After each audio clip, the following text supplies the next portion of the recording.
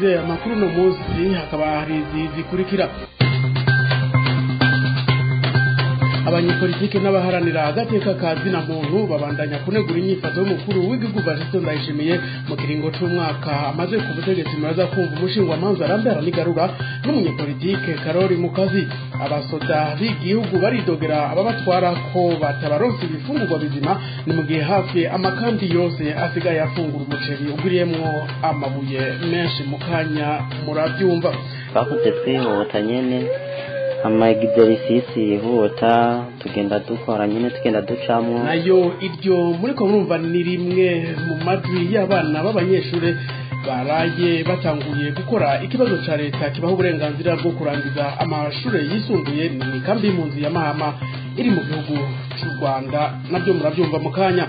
Jo Frida Karangwa kuri mikro winga bw'ivyuma hariyo Chanel ntiyarizwa ka aya makuru tuyahere mu mpunzi kuri wa 2021 mu kakaro umwaka w'ibihumbi 2021 abahurikiye mu runani CBDH Vicar baharanira agateka kazi na muntu cyane ku barundi bari mu makambi y'impunzi atandukanye baraye basohoye urwandiko biyamiriza amasezerano yasinywe hagati y'u Burundi na Tanzania mu byo guhiga bukware abo bitirira inkozi z'ikibi zinyegeje mu makambi y'impunzi atandukanye mu gihugu ca Tanzania. CBDH Vicar babona ko kuva mu mwaka wa 2016 ayo masezerano asinywe amabi atarigera agabanuka na gato ahubwo guma yiyongera ku murindi munini muri izo mpunzi nyene zahungiye muri ayo makambi ari mu gihugu ca Tanzania. Byinshi muri urwo rwandiko mugenzi wacu Das Kaburo yabiciye bishanabisha nkuko tubisanga muri urwo rwandiko nimero 9 rwo muri uyu mwaka w'2021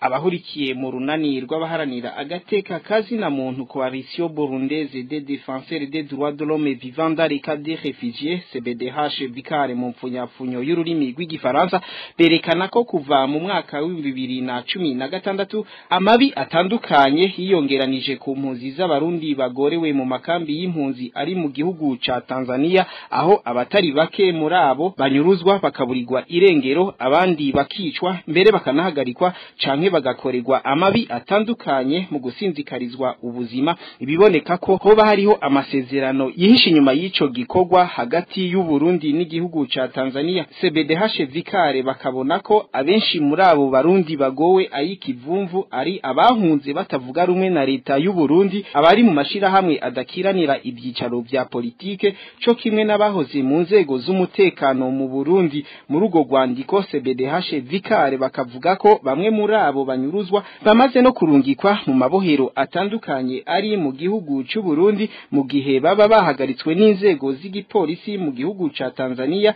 Ibishimangira ko hari ugufashanya kw'ivyo bihugu mu gutoteza izo mpunzi nkuko amashirahamwe mpuzamakungu adasiba kubishira ahabona. Ku bwa CBDH Vicar bamenyesha ko urugendo rw'umukuru w'igihugu mushasha wa Tanzania Samia Suluhu Hassan aheruka kugira kuri uyu wa 16 na 17 mu kakaro umwaka w'2021 ari kumwe na mugenzi we w'igihugu cy'u Burundi Evariste Ndayishimiye rwaje rusongera isibe ku mpunzi z'abarundi mu gihugu ca Tanzania. Abo bakuru b'ibihugu boba baremeranije ibyo kubandanya bahanahana imbohe mbere abenshi muri izo mpunzi mu gihugu ca Tanzania bakaba babandanya guhigwa buhongo n'igipolisi ca Tanzania bagaca barungikwa ubutarariye mu gihugu cy'u Burundi. Mu gusozera ugo rwandiko abo baharanira agateka kazi na muntu cane mu makambi y'impunzi bahurikiye mu runani CBDH Vicar bakiyamiriza bivuye inyuma ako gatotezo kabandanya gukorerwa izo mpunzi z'abarundi bagahanura nyabu na leta ya Tanzania kubaha amategeko mpuzamakungu agenga impunzi. Iyo leta y'ubwayo yateye ko umukono.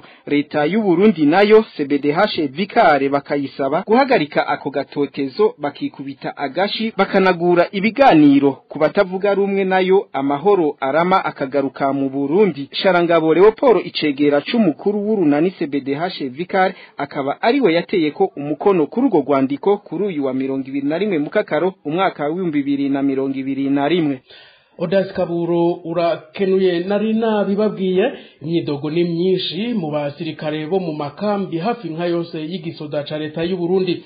Abo basirikare bidoga bavuga ko babafungurira nabi cane, ivyo bikaba bikomoka na cane ku barongozi bajejwe ivy'ububiko bita stock, aho abo basirikare baheza bakaronswa ibifungurwa vyononekaye byiza nabyo bigaheza bikwiguranirwa nako nabo babarongoye. Nkuru ya Nadeje Munyaneza mwishikirizwa na Queen Kreta irakoze yimenyereza kuri Radio Peace FM y'ugwaruka. Abo basoda b'igihugu bidoga basaba leta ko yogira icikoze kubijanye n'imfungugo basigaye bagaburirwa, aha bakavuga ko bahabwa umuceri mubi cyane wuzuye nk'amabuye kandi mwiza bazi neza ko wamuboneka. Aha abategetsi bo mu gisirikare bagatungwa agatoki n'abo basirikare kari bo babigiramwo uruhare. Abo basoda babandanya bavuga ko imfungurwa zabo nziza ziriho, ariko abajejwe ububiko bwabo stock mu ndimi z'amahanga ko baca babikaba bakazana bibi vyiza bakabijana mu ngo zabo. Ni mu gihe nabo batungwa agatoke bivugwa ko bihindurira ibifungurwa baciye mu bubiko bw'ikambi izwi nka base, aho ibifungurwa byose bahabwa bibikwa. Yamara abasirikare bakuru bo bagura umuceri wuzuye nk'amabuye ku badandaza kandi ku giciro gito, ariko mu nyuma bagaca baja kuwuhindura mu bubiko bw'ikambi ya base kandi bigakorwa ku mugaragaro. Isoko ryacu nk'uko ribandanya ribitumenyesha, abarongoye stock y'ibifungurwa bihabwa amakambi yose y'igihugu bakawukaba n'umuceri mubi cyane wuzuye nk'amabuye n'ubucafu bwinshi, akaba ariwo batanga ngo ugaburirwe basoda mwiza bakawujana mu ngo zabo. Isoko ryacu nk'uko ribandanya ribitumenyesha, abarongoye stock y'ibifungurwa bihabwa amakambi yose y'igihugu bakawukaba n'umuceri mubi cyane wuzuye nk'amabuye n'ubucafu bwinshi, akaba ariwo batanga ngo ugaburirwe basoda mwiza bakawujana mu ngo zabo. Ivyo bikaba biteye uruhagarara mu basoda bafungura uwo muceri mubi, kuko babona ko uzohava ubatera indwara zitandukanye, na cyane cyane abasanzwe bafite ikibazo c'umushishito. Aha tukabamenyesha ko ingorane nk'izo zimaze igihe zibonekeza cyane cyane hirya no hino mu makambi nka yose y'abasoda, aho hari n'abahabwa ibiharage byamaze kononekara cyane kandi bikaba byibonekeza gusa mu ngaburo zihabwa abasoda, kuko abapolisi bo bafungurirwa neza cyane. Kreta Queen irakoze nawe ndagukengurukire. Muri politike naho bamwe mu baharanira agateka kazina muntu mu Burundi bavuga ko intwaro ya Ndayishimiye iriko iratera intambwe kubera ishaka afise, naho bisa nkaho hari abamubera intambamyi, gutyo bigaherera ku munwa gusa. Lambert Nigarura asanzwe ajejwe gufasha abahohotewe kugira baronswe ubutungane imbere ya sentare mpuzamakungu mpanavyaha CPI, avuga ko mu kiringo c'umwaka giheze hari ico ashima kwa Ndayishimiye. Kurikira uvuga yuko inyuma y'umwaka Ndayishimiye Evariste arongoye igihugu, ikintu umuntu yovuga nuko hariho akantu gato intambwe nto yo kugomba kugurura imiryango. Murazi yuko Burundi bwari bwiyugaranye bukiyugarana mu gihe hari ibyaha bitandukanye biriko birakorwa, mu gihe agateka ka muntu, ubwicanyi, ubusuma arivyo vyarangwa mu gihugu, n'ugutoteza abatavuga rumwe n'ubutegetsi. Nyuma rero yaho Ndayishimiye afatiye ubutegetsi, ntitwovuga yuko hari ikintu kinini cyane cyahindutse, ariko biraboneka yuko hari intambwe ubwa mbere yo kugomba kugura imiryango kugira ngo asubire kunagura imigenderanire y'u Burundi n'andi makungu. Urabona kandi ko afise ishaka ryo kugomba guhindura ibintu, ko ibintu bimeze nabi cyane, ariko kandi ukabona yuko ico umuntu atoshima no kubona yuko atagira inguvu. Urabona yuko afise imizana boshwe, arafise ikintu kitaramuha inguvu. Urabona yuko nahari we aramutse igihugu ntakitwara nkuko yaravyifuza, kuko amajambo avuga urabona yuko afise ishaka ryo guhindura ibintu, ariko hageze kubishyira mu ngiro bikamunanira. Kumbure hariho igitutu canke ikintu kikimubuza yuko ashira mu ngiro amajambo aba yavuze. Nico rero tuvuga yuko tunebagura. N'ahandi ico umuntu yoshima nuko hariho kugomba kugurura imiryango kugira imigenderanire y'u Burundi n'andi makungu isubire kumira neza, ariko iki kigoye nuko avuga amajambo meza ariko atashobora kuyashira mu ngiro. Ico tunebagura nuko atarashobora gufata ingingo yo gukingira abantu bose, kugira ngo ivyo gutoteza abantu, ivyo kunyuruza abantu, ivyo kwica abantu bihagarare burundu, hama babikoze hanwe. Ico nico twovuga yuko ataragishobora, mugabo biraboneka yuko afise inguvu nke, ariko gushaka yaragufise. Nayo kubijanye n'igwirirana ry'imigambwe mu Burundi, imigambwe yose ikorera mu kwaha kwa leta ya CNDD FDD yari ikwiye kubanza kuraba ko bahuje intumbero n'ubunyene. Tumukurikira. Ubu munsi hari imigambwe n'ivyo myinshi mu Burundi, kandi imigambwe myinshi bahura yegamiye leta. Mu bisanzwe imigambwe kuba myinshi ni kimwe, ariko imigambwe igikorwa cayo nuko bifise imigambi yo guteza imbere igihugu, byo bita projet de société. Iyo rero benshi bavuga bati twashinze imigambi kugira turonke ikibanza iki canke kiriya, niho hura simbona ikintu cotuma baja gushikira leta badasangiye imigambi mu gihe baba bafite imigambi imwe, niho uvuga ko bashikiye. Bari bakwiye gushira imbere imigambi myiza, bagahanura leta. Imigambi myinshi yari myiza irahanura leta, iyereka ikitagenda neza, ariko ubuye nabakoma amashi kugira ngo baronke ibibanza bicanke biriya. Nta kintu kimwe twovuga iyo migambi iriko irafasha, kuko ntirikirahanura, ntirikiranereka umukuru w'igihugu ahatagenda neza kugira hakosore, ntirikiranamushigikira mu bikorwa vyo kurwanya kudahana, ubusuma n'ubwicanyi, kuko naho icatinya niyo migambi itinya. Umushingwamanza Lambert Nigarura akaba arongoye urunani CPI rwishinze gufasha abakorewe ibyaha by'agahomerabunwa kugira baronke ubutungane muri sentare mpuzamakungu mpanavyaha CPI. Ngaho nyene muri ico gisata ca politike, Mukazi Karori we siko abibona. We abona ko abarundi bakwiye kwiyumvira ku ntwaro rusangi ivukanisha abarundi idashingiye ku migambwe. Mukasi akavuga ko ivyo bishobora no gukura burundu amacakubiri. Tumutegabire. Ikibazo c'imigambwe rero burya jewe urazi ko ndamaze kubishikiriza kenshi, nibaza yuko mu Burundi harageze ko twiyumvira uburyo turondera intwaro ivukanisha abarundi, ariyo ntwaro rusangi, mugabo kumbura idashingiye ku migambwe, kubera imvo nyinshi maze gusigura, kandi kumbura ishobora kuzogaruka ko imigambo akamaro kayo nako gushira imbere abantu ngo tubatore tubagende baduserukire. Ico gikorwa kirashobora gukorwa giciye mu bundi buryo, mu buryo butaryanisha abose rimwe, mu buryo budatuma hagaruka kakageso k'amacakubiri, kakageso ko gutukana n'abantu bimirije kuturongora, ntiboja ngaho ngo baterane amajambo batukane n'iki. Ingeso y'ikirundi no kubisubiza iyo vyavuye, ariko hariho inzira zo kurondera abashinga ntahe baserukira abandi. Hariho abamaze kutwereka ubutwari batarenze kugira kampanye electorale. Imigambi ishigikira leta yishigikiye nyene, bari kumwe nitayishigikiye burya ikaba irimo opposition, ukaba uri muri meme system, uvyemera utavyemera ubushigikiye iyo system, kuko uvuga uti jewe ngiye muri opposition, wo kuja muri opposition uvuga uti ni jewe nimirije kuzotwara nimwantera iryo teka, mugabo ukaba uvyemeye muri iyo system rero iriho ubu system y'amacakubiri y'ihonyo bwoko y'indyane n'ububegito bwose, ni impunité, ibindi byose amabi yose abaho kwisumenga yakoraniye mu Burundi.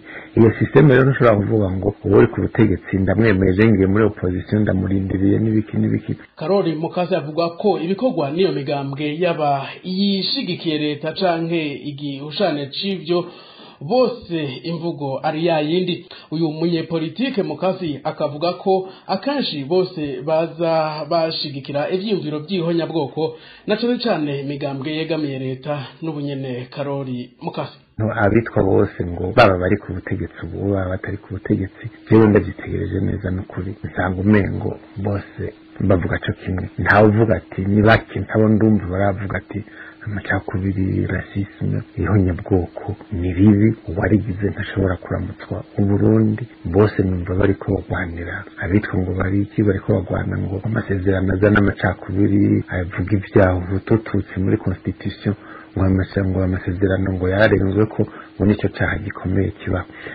baba bari ku butegetsi baba bitwa ngo ntibari ku butegetsi mugabo umaze gushigikira leta woho uba wemeye yuko uba wemeye kwemanga ujya mu cafu wose wa leta yuko umusangi n'abandi babirabira hirya hari aho uvuga uti mbega burya abantu bazokiza Uburundi bazobukiza bavuga bya bindi nyene canke bagira kwa kundi ntihave ndabasubire gusa canke hari ikintu cyo kutwizeresha ngo tuvuge tuti demokarasi nk'uko abarundi bayumva kandi bayipfuza kujya kwa gasore yabivuga kandi abarundi bavyumva nyene bavyipfuza ivyo rero abakiri bato twabasaba yuko batangura kwiyumvira sans complexe ntibaze baravuga ngo hariho uwo hanze ngo hari ahandi bagira gutya na gutya ababishoboye babishoboye kubera biyumviriye abanyagihugu babo biyumviriye igihugu cabo biyumviriye abo bakibanamo yuko icyo gihugu bogiteka bagahana iteka nabo babanye muri ico gihugu ivyo rero nivyo twipfuza mugabo ntabiriho ubu jewe nibaza yuko sinobicisha no mu migambwe ngira ngo icabari abantu bari bayizeye ko cyarahavuye nta cizero ikiriho cyo mu migambwe mu Burundi n'ukuri si kuvuga ko umuntu aba yanse demokarasi mugabo akazi ni kabaraho kuzana abaserukira abandi gushira imbere abantu baba bakandida ngo tubatambutse niyaba ingorane ariyo dufise turashobora no kubicisha mu zindi nzira bitarenze kwitwa ivyo tubona hirya no hino. Karori Mukasi tugaruke mu mpunzi ariko mu gisata c'indero abanyeshure biga mu mashure yisumbuye bo mu ikambi y'impunzi ya Mahama mu gihugu c'u Rwanda kuri uyu wa 2021 mu kakaro umwaka w'2021 niho batangura gukora ikibazo ca leta bamwe muri abo bakaba bakora ikibazo kibaha uburenganzira bwo kwiga mu mashure ya kaminuza abandi nabo bakazoshobora kubandanya igice ca kabiri kirangiza amashure yisumbuye hariya mu ikambi y'impunzi ya Mahama twakurayo Odas Kabura. Hafi ikirometero uvuye ku ikambi y'impunzi ya Mahama iri mu gihugu c'u Rwanda hubatswe ishure Payzana R rizwi ku izina rya Munini niho abanyeshure bo mu mashure yisumbuye barenga gato 1300 bagizwe n'abanyeshure biga bataha mu iyo kambi y'impunzi ya Mahama hamwe na bagenzi babo b'abanyarwanda bataha mu mihana ikikije iyo kambi y'impunzi ya Mahama kuva kuri uyu wa 20 mu kakaro umwaka wa 2021 niho batangura gukora ibibazo vya leta kimwe gitanga uburenganzira bwo kubandanyiriza ivyigwa muri za kaminuza ku banyeshure barangije amashure yisumbuye abandi nabo bahejeje igice ca mbere c'amashure yisumbuye bita ordinary level mu ndimi z'amahanga bakabona kubandanya igice ca kabiri c'ayo mashure ico bita advanced level abanyeshure baganiriye n'ijwi ry'ugwaruka bavuga ko naho ikiza COVID-19 cabahungabanije mu vyigwa ngo barizeye intsinzi turavye n'ubu amabata ari bose ariko turavye kubyo twabashije kuba tworonka abana bagiye bakurikirana bagatonda yego ndabona by'ukuri atangorane bazohava abandanye bagize amahirwe barakengurukira abarezi babo bakoze uko bashoboye kose kuvaho basubiriye mu ishure mu kwezi kwa Munyonyo umwaka wa 2020 inyuma y'amezi atari make bari muhira kumvo zuko amashure yari yugawe mu ntumbero yo kugwanya irandagata ry'umugera w'ikiza corona. Baragerageje barakoze cyane twakoze twihuta nyene amagiderisisi yihuta tugenda dukora nyene tugenda ducamwo ubundi nyene turarangiza amwe mu maprogaramu ikiza corona yo yaratugezeho ntago ari mu maprogaramu y'amasubject nyene agiye atandukanye amwe namwe twagiye tuyakavaringa covid iza gutangura iza gushika mu kwezi kwa gatatu twemereje gukora ibizamini by'igihembwe cya mbere twari twiteguye twize kiza guhagarara byose byatugizeho ingaruka. Ivyo bibazo bikaba bitegekanijwe ko bizorangira kuri uyu wa 30 mukakaro umwaka wa 2021. Tubibutse ko abatari bake mu banyeshure bo kuri iryo shure baronka amanota yo ku rugero rushimishije muri bene ivyo bibazo vya leta, ku buryo n'amanota 100% batayagera umutwe, cane cane mu kibazo gitanga uburenganzira bwo kubandanya ivyigwa muri kaminuza. Aha mukamenya ko ishure Payzana R risanzwe rihuriramwo abanyeshure barenga ibihumbi 200. Odas Kaburo nawe nongere ndagushimire. Naha rero dusozereye amakuru twari twabateguriye. Jimire uruganda rwacu rwo rwatorokanje rukana yabashikiriza nibagiye Chanel ntiharirizwa yari mu buhinga bw'ivyuma, nayo jewe Geoffrey Karangwa nariko ndayabashikiriza. Reka dusubire duhanisango ku munsi w'ejo. Imana ibarinde.